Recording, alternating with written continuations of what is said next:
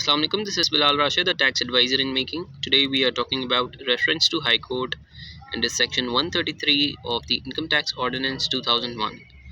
तो हम पहले अपील का सीक्वेंस डिस्कस कर लेते हैं कि जब कमिश्नर कोई टैक्स पेयर के अगेंस्ट कोई एडवर्स ऑर्डर पास करता है तो वो उसको कमिश्नर अपील्स के पास चैलेंज कर सकता है। उसके बाद अपीलेट ट्रिब्यूनल, इनलैंड रेवेन्यू, और अगर वहाँ से भी वो सेटिस्फाई नहीं होता है तो वो उसको हाई कोर्ट में लेकर जा सकता है और फिर उसके बाद सुप्रीम कोर्ट। इस सेक्शन में हम हाई कोर्ट से रिलेटेड हम डिस्कशन कर रहे हैं।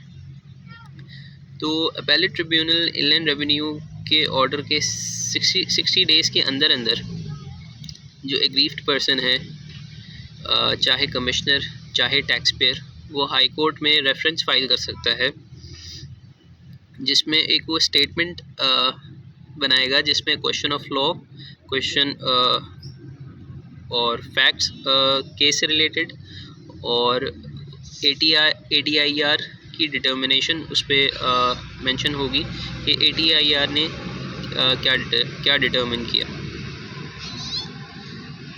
अगर हाई कोर्ट सेटिस्फाई हो जाती है कि ये एक क्वेश्चन ऑफ लॉ था, क्योंकि हाई कोर्ट सिर्फ क्वेश्चन ऑफ लॉ एंटरटेन करती है, क्वेश्चन ऑफ फैक्ट एंटरटेन नहीं करती। तो अगर हाई कोर्ट सेटिस्फाई हो जाती है कि क्वेश्चन ऑफ फैक्ट था तो हाई कोर्ट में proceed to hear the case, और फिर केस जो है एक स्पेशल बेंच उसको देखेगी। स्पेशल बेंच में एटलीस्ट दो जजेस होंगे हाई कोर्ट के, और इसको कॉन्स्टिट्यूट करेगा chief justice of the high court. Special bench जो है केस डिसाइड करेगा within 6 months from the filing of that statement. ये reference to high court.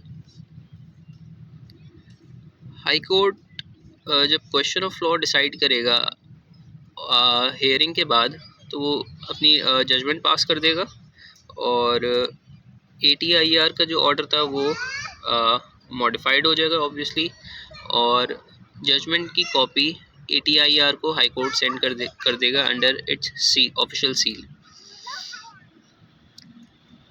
Aggrieved party जो भी होगी, चाहे कमिश्नर चाहे